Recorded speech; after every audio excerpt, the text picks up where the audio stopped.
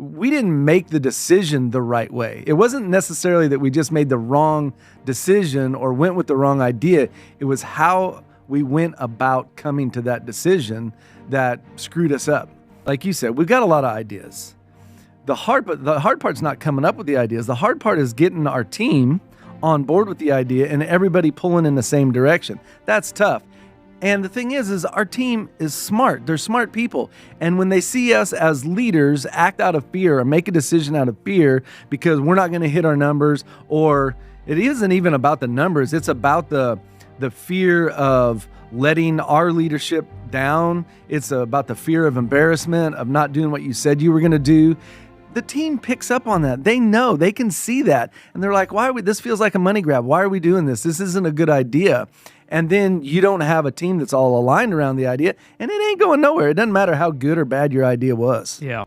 You will never succeed more than you fail. That's not how it works. You know why? Because failure is a wonderful teacher. It's the only way to learn. You have to fail. Failure is a part of the process to becoming successful. I tell people this all the time. Michael Jordan, the greatest basketball player in the world, he took 946 game-winning shots. 946 times since he was in high school, the ball has been in his hand to take the game-winning shot with no time on the clock. He has only made 146 of those.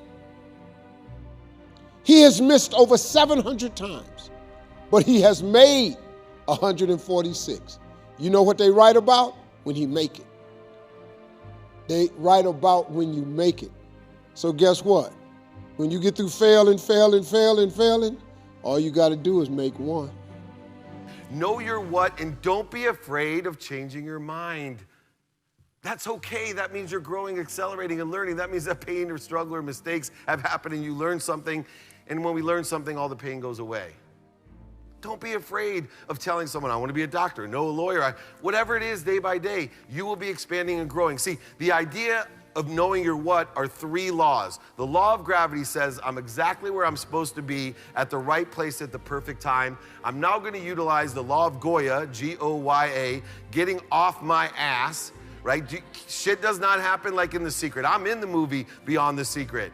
And believe me, it doesn't happen by dreaming about your Ferrari. That's the first step. That'll make it a possibility. Inspiration will make it a probability, but you gotta have discipline, strategy, awareness, and action to make it a reality. So get off your ass and make it happen. Angle to what you want, knowing that pain is an indicator you got a better place to be, so you're angling from pain, setbacks, failures to what you want. You're not getting discouraged. You're getting excited. I have a challenge to get to a better place. If you're not getting knocked down, then you're not trying. You're not trying. So you literally just have to understand that people tell me all the time, I'm stuck, right? I'm stuck. I'm like, oh, thank God. Like, what do you mean? I'm like, well, that means you're trying. What do you mean? Well, if I put you in that room and I locked the door, but you were watching Netflix, you would not feel stuck. But the minute you try to get out and I put a bolt and change on that door and you're trying to get out, you would feel what? Stuck in the room. So it's a good thing that you're getting knocked down. The thing is, what do I do when I get knocked down? And it's not necessarily utilizing motivation or fear to get up or get back up, get started or get back started. What is truly the thing that keeps you going is when you take the perspective, all right, I got my teeth kicked in, what am I supposed to learn from it? And there's 3 ways to learn from getting knocked down. 1, what was I responsible for this? How am I responsible for getting knocked down? 2, what did I do to attract getting knocked down? And 3 is the most important one. It's what am I doing to participate in this perception that this is getting knocked down, not getting promoted and protected? What am I doing to participate in a perception of being a victim? What am I doing to participate in a perception that I'm in pain, right? And you know what instantly takes you out of it? Is if you can train your mind, what am I supposed to learn from this? Instead of, how can I get revenge? How can I overcome this? How can I resist this? Whatever it is, it's just simply how and what am I learning? And then once again, you're on that progress chain again, that aggregates, compounds exponentially and accelerates your life. I've learned more from my failures than my successes, and you know, if you're not willing to pivot and make change, the road's probably going to be very bumpy. Future-proof your business and yourself, right? And I think that speaks a lot to pivoting and being agile. If you see the market changing, you need to change with it.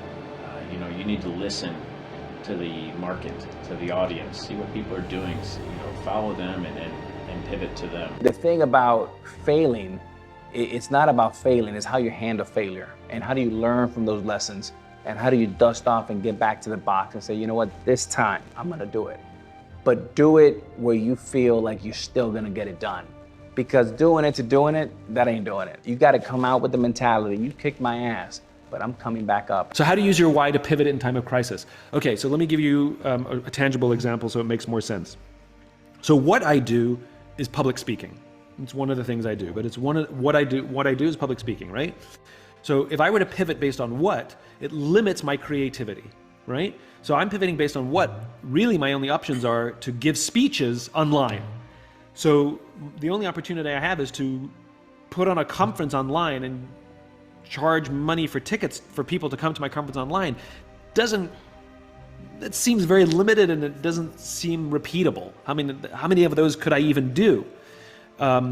So you don't want to pivot on what because it limits creativity. So I'm pivoting on why. So my why is to inspire people to do the things that inspire them. So we're asking ourselves, not how do we do more public speeches online? We're asking ourselves, what ways can we take advantage of in this modern world to inspire people to do the things that inspire them? And what we're doing is we're going through everything we've done, and we realize we have tons of content that we never realized had any value to the outside world. For example, we found a way to do 360 reviews for our own company. We invented it for ourselves, and we do it for ourselves. Well, we can share that with other people. We found a way to do evaluations. We call it growth and performance, G&P. It's super simple, one sheet way to evaluate it. Well, we can share that with people. We're realizing that our work, the importance of being inspired, not giving a speech, the importance of being inspired is more valuable now than ever. We're doing a book club. That was born out of this pivot. We're realizing that helping people start their huddles, teaching people how to do huddles because we've been doing them for years. We're a virtual team, is something we can offer. Even showing up for 5 minutes or 10 minutes at the beginning of someone's huddle is something we can offer. So you can see we're pouring with ideas. And by the way, these aren't all my ideas. These came from the team. But the point is because we're pivoting based on what we believe to inspire people to do the things that inspire them, we're finding lots of opportunities that we can bring to life in a digital world. But if I pivoted based on what, it'd be all over.